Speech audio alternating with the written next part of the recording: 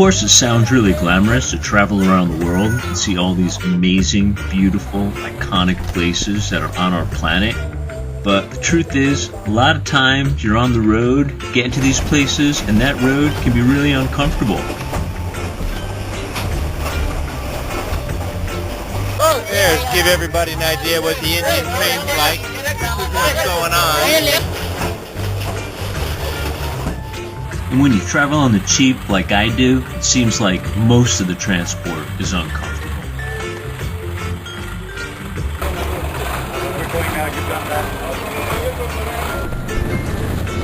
But it's my love for travel, no matter how uncomfortable the transport is, that it's always really exciting.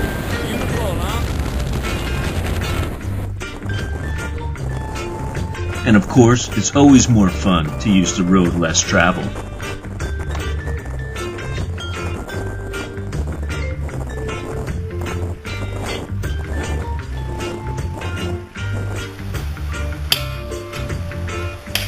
And sometimes the road less traveled hasn't even been made yet.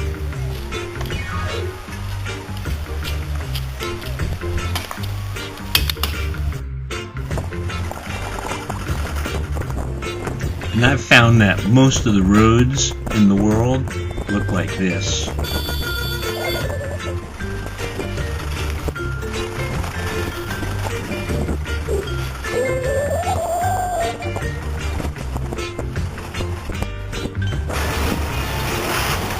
And I've found that the road can be full of kind, helpful people.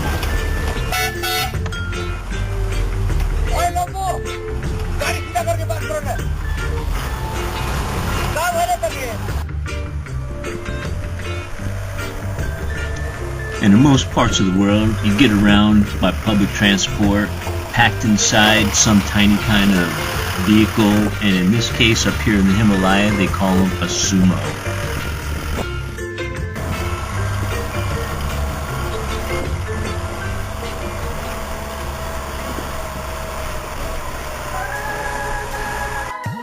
Since we live on such an amazing planet, most of the times what you see outside your windows is going to be really beautiful.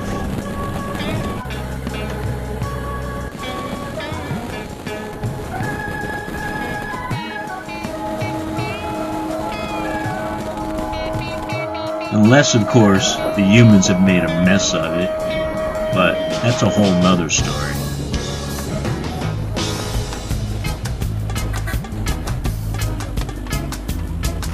But there's definitely some kind of magic about traveling in a foreign country, down a road you're probably never going to travel on again, and you're just really happy to be there, doing what you're doing. Like matatu, yeah. Loud music on the matatu. You guys like the music, right? Of course. And a lot of time traveling, ironically, is spent going nowhere. The matatu to nowhere. Drives for 1 minute, then stops. They want to take your passport. Ironically, this matatu is called Time Saver, but it just flew. But you always seem to get going again, one way or another.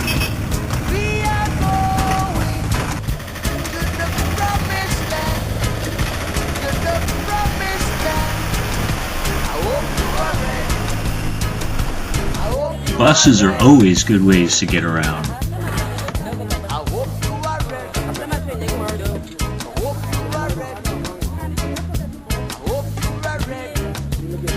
And just about every town is going to have a local bus station.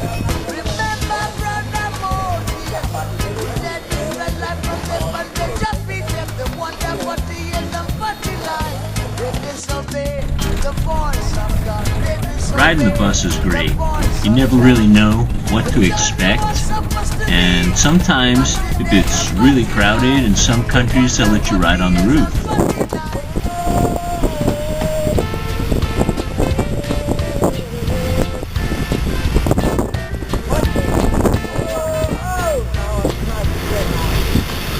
On the bus.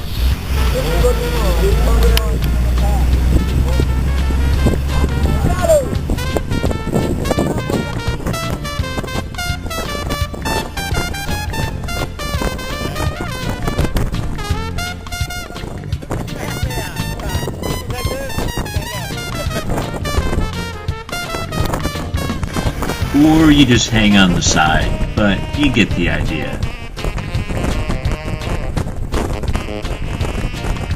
And seeing that the planet we live on is 2/3 water, being on the road means sometimes being on a boat.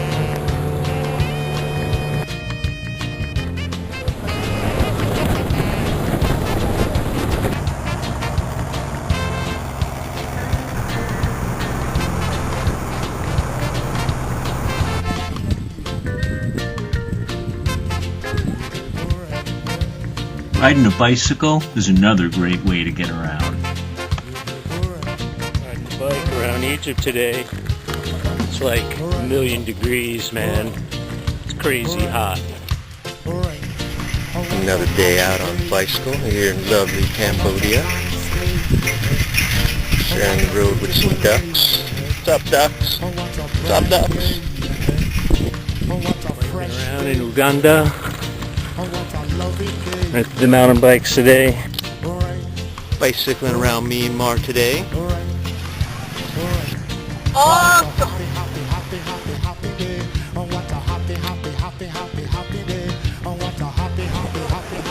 So to me, it doesn't really matter what kind of road I'm on, or what kind of vehicle that I'm in, or I'm pedaling, or I'm sitting on the back of. As long as I'm out, seeing the planet that I live on, meeting some of the people that I share it with, then that hard ride is always going to be worth it.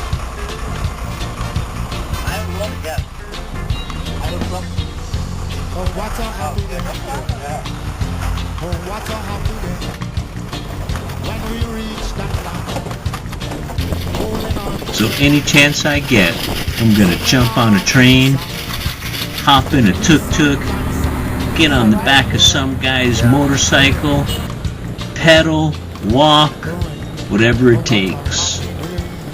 A rickety old China bike.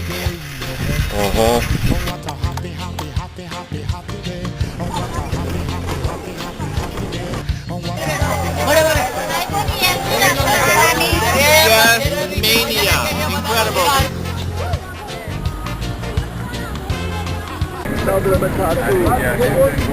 Another one.